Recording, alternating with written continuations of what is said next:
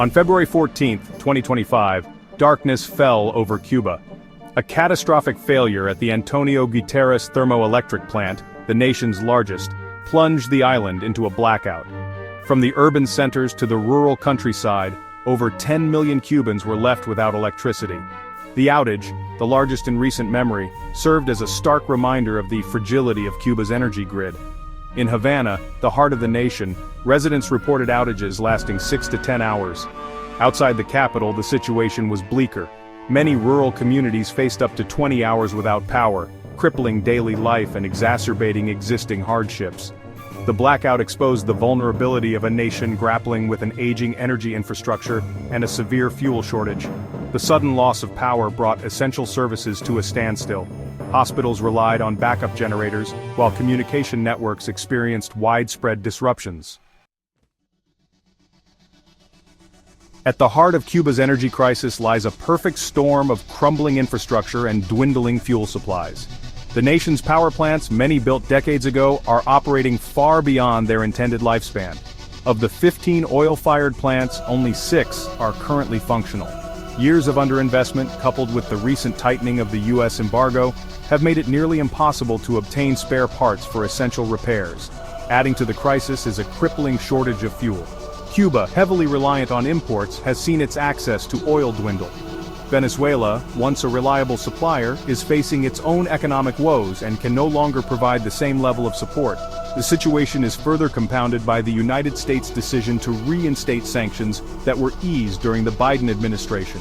These sanctions, coupled with existing restrictions, have made it increasingly difficult for Cuba to import fuel on the international market. In the wake of the blackout, the Cuban government acted swiftly to mitigate the impact on its citizens. Non-essential work and school activities were immediately suspended, allowing for the conservation of limited power resources. The government prioritized the provision of basic services, ensuring that hospitals and other critical institutions had access to backup generators. Despite these efforts, the blackout has significantly heightened anxieties among the Cuban population. The incident served as a stark reminder of the precarious economic situation, further fueled by existing shortages of food, fuel, and medicine. The blackout has also reignited simmering frustrations with the government's handling of the ongoing crisis. In recent years, Cuba has witnessed a surge in emigration, with over 1 million citizens leaving the island since the COVID-19 pandemic. The current energy crisis is but the latest chapter in Cuba's long and complicated history of hardship. For decades, the island nation has been subjected to a crippling U.S. embargo, severely limiting its ability to engage in international trade. These sanctions, initially imposed in the early 1960s, have had a devastating impact on the Cuban economy, hindering its ability to import essential goods including food, medicine, and spare parts for critical infrastructure. Despite these challenges, the Cuban government remains resolute in its commitment to improving conditions for its people.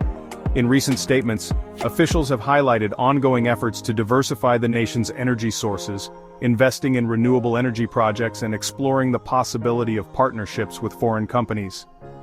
While the road ahead is fraught with challenges, the Cuban people have demonstrated remarkable resilience in the face of adversity.